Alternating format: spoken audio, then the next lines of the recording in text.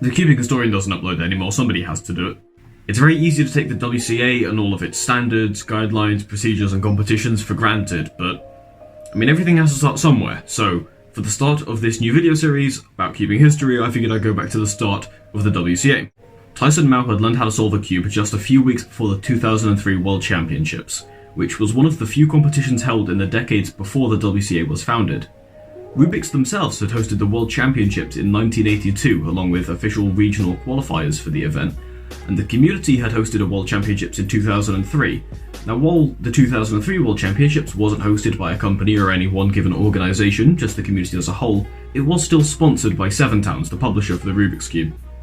Now, wanting to compete in a competition, but not wanting to wait many years for another World Championships to roll around, Tyson Mao wondered if he could organise a competition on just a local level. But without any large corporation or platform to host it or sponsor it, this didn't seem very likely. Luckily, Tyson lived in the same city as one of the best cubers in the world at the time, Shotaro Makasumi. Tyson was able to find and talk to Shotaro about the idea of hosting a competition, and having such a top-notch cuber attend the competition would give it a veer of legitness. So now the issue is no longer with the idea of a competition, it does actually seem plausible. The issue now is with logistics, venue, equipment, staff. Being a student at Caltech, Tyson was able to use the Caltech Student Center as the venue for the competition. Now he needed the equipment, timers, displays. He used StackMat timers because they were in use in the 2003 World Championships, though not the 1982 World Championships because the SpeedStacks company wasn't founded until 1998. So, SpeedStack setups, which individually, each SpeedStack setup at the time cost $100 and he also had to buy the displays, so Tyson paid over $200 out of pocket just to run this first competition. Okay, all of this brings us to January 24th, Caltech Winter, the first WCA competition. Procedures were pretty different back then to what they are now. In fact, only the final round of 3x3 even had an average of 5. Before that, you would do 3 solves, and your best solve is the time that would count. Additionally, scrambling, running, and judging were all the same job. They were all handled by one person consecutively. With only having 2 people on staff, this was quite slow. As for the results, Shotaro Makasumi absolutely demolished the competition, with Lars Petrus and Kenneth Brandon being a distant second and third. Having now run a competition and seeing how inefficient it was to have just one person scramble, run and judge for a solve, for the next competition that was hosted 3 months later, Caltech Spring, Tyson Mao assigned himself as the scrambler as he was the fastest out of the 2 staff members, and his buddy would run and judge. This was a lot better, but the judging and running duties, well, they were still just one person, and this would not be split into 2 people, a dedicated runner and a dedicated judge, until 2007. So if you hadn't come to realise by now, the WCA kind of freestyled itself into existence. Lessons learned, traditions formed, regulations written entirely off of current and past experiences. I don't want to say it was done on the fly, that sounds a little bit disrespectful, but it was pretty much done on the fly. I mean, there wasn't even a written set of regulations until 2 months after the second Caltech competition in 2004. Naturally, this means that most of the, rules, regulations and traditions would have just sort of arisen naturally instead of having somebody sit down and arbitrarily decide on something. But that's not the case for all of them. Let's talk about scrambling. It is absolutely standard across all of cubing that you scramble with white top, green front if you have a regular colour scheme. That is just a universal rule. But how do we get it? To answer this, we need to flash back to the 2003 World Championships, where different competitors had their cubes scrambled on different axes. Not at random, but on purpose. With malicious intent. You see, the organiser of the 03 World Championships didn't want the competitors to get easy crosses. For some reason, that was just a decision he made. So every competitor was asked what cross colour they solved on, and then their cube would be scrambled using a particular orientation on a particular scramble that would make their preferred cross harder. This is stupid and arbitrary and bad.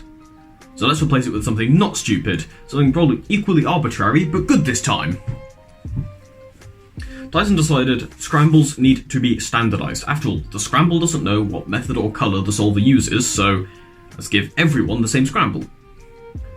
First off, white has to be on top. Of all of the 6 colours on the cube, white is not really a colour, is it? It's more of a shade, if anything, and it wasn't uncommon at the time for cubes to have black instead of white.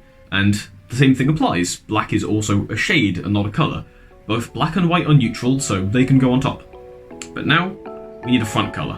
What and why do we pick? Can't be blue, cannot be blue, because the Japanese colour scheme was still very common at the time, and that scheme just has blue and yellow switched. So white top, blue front, out of the question. So it's between orange, green and red, the three remaining colours. And out of these three, Tyson's favourite is green. So it is now an infallible universal rule that white top, green front is the scrambling orientation for cubing. And while I'm talking about the scrambling regulation, let's take a look at a few other old regulations that did not pass the test of time. Did you know that from 2004 through 2012, you could host closed competitions? If you go to a version of the regulations posted between 2004 and 2008, it's under Article 2 competitors, and it reads as this. A closed competition may be open to citizens of specific geographical areas, members of specific clubs, students/employees of specific organisations. No other distinctions are allowed to declare a competition closed. So for 4 years you could host an official WCA competition where only people who are employed at a certain company can attend, or only people in your club can attend. Now this regulation got nerfed in 2009. It was also moved under Article 8 competitions, and it was now named Regulation 8C. It read, a closed competition may be open, courtesy of the WCA board, to persons of a specific nationality. No other distinctions are allowed to declare a competition closed. This regulation completely vanished in 2013 and it has not been seen since. But it's kind of wild to think that for 4 years you could have had closed private competitions for just you and your club or you and your business employees. Imagine Starbucks Championship 2007. And even then, the rule continued to exist for a further 4 years, for a total of 8 years of closed competitions being allowed under WCA regulations. And another old regulation that got removed. This is found in the 2004 and only the 2004 version of the regulations. The organisation team was required to provide reasonably smooth puzzles if the competitor does not wish to use their own. Now I can actually understand where they're coming from for this one. I mean, it was removed in the 2005 regulations. Very, very short lifespan for this regulation. But back in the day, it was very difficult to get your hands on a top-notch speed cube. Either you'd be ordering something online that would take an eternity and a day to actually arrive, or you were buying cubes and cubes and cubes and cubes and cubes until you got one that happened to turn smoother than all of the others. There were stories of Dan Knights going around and buying 50 odd cubes in a night just to try and get a good speed cube for the 2003 World Championships. I can kind of understand that.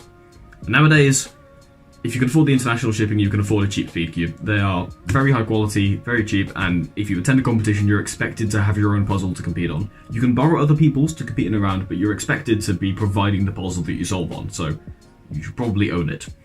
So that's what I'm going to be calling it for the first episode of Speedcubing History. I do have more episodes planned for this series, up to 10. I may even make some more, so absolutely hang around for those. But that's it for today. Peace.